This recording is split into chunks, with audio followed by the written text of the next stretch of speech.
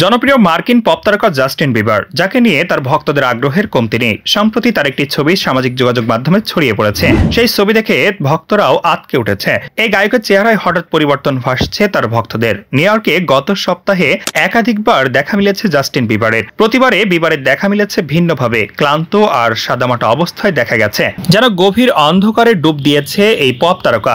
গণমাধ্যম থেকে জানা যায়, নিউ ইয়র্কের রাস্তায় জাস্টিন বিবারকে দেখে তার ভক্তরা অবাক হয়েছে।